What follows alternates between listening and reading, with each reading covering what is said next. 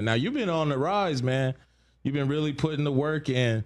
And as for those who don't know, he is part of the Samoan dynasty, which is, and TJ will attest to this, the most like illustrious family in professional wrestling. Yeah. The bloodline through and through, generations, decades.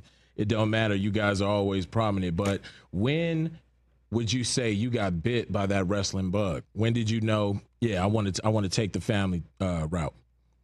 Man, man, it was 18, man. Got locked down and, seen Big Bro and them on TV.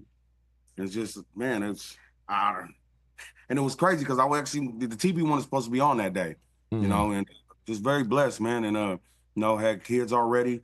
I was just trying to figure it out. But I had to learn how to respect the business, though. I thought I could just do it, jump in, but it ain't easy, just because of my family. Yeah. But, man, my trainer's Gangrel, Rikishi, my father, the Tonga Kid, my uncle Reno Anawai, the Black Pearl, came up in Knox Pro in Los Angeles, you know what I mean? So, man, I was just trained the right way, but definitely happy, man, when I was locked down, though.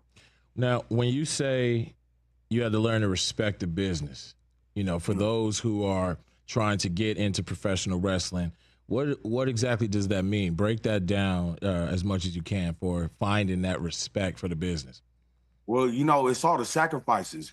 Not even just what my father and them went through, but all the whole generation from way back in the day, from when professional wrestling first started.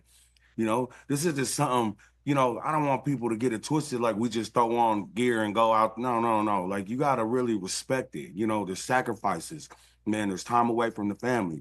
There's all the stuff that we do on the outside that people don't see. You got to learn how to respect that ring. You can't just jump in the ring. Before you get in the ring, man, wipe your feet.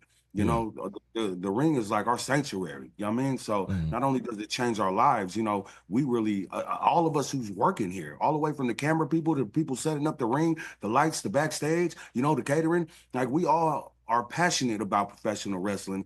And man, I say this all the time, professional wrestling has brought different cultures of people, all different backgrounds together. You know what I mean? I mean, look at brother, obviously we're here because the love and the passion for professional wrestling. Yeah, absolutely. Now, that respect and that love for the ring, I'm sure you've seen talent of, all shapes and sizes, but also of all different mentalities.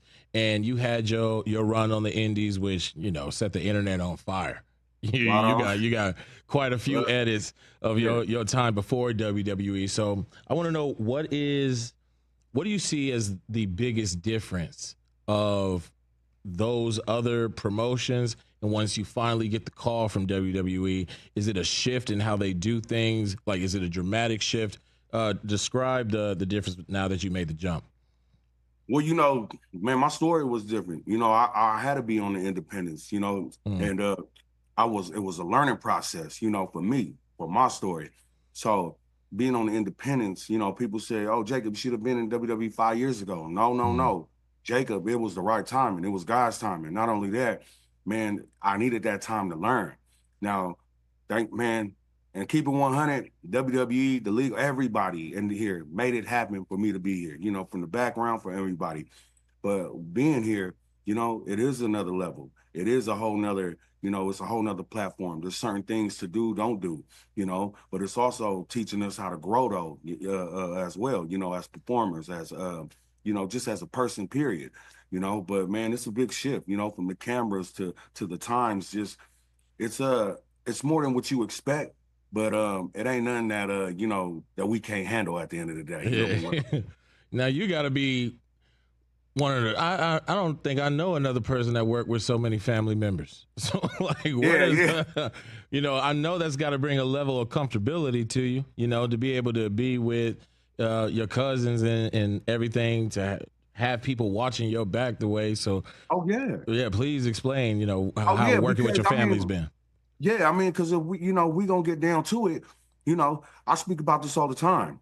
There's no other way I would have had it, having Roman, the greatest tag team, the Usos, Jimmy and Jay, having Solo back here, man, these is the Usos who guide me, who help me, you know what I mean? So, and no matter if I've been working, longer than Solo on the independents, no, Solo's been on this level way more than me. You know what I mean? So I would have had it no other way, you know, to you know, but my family to guide me.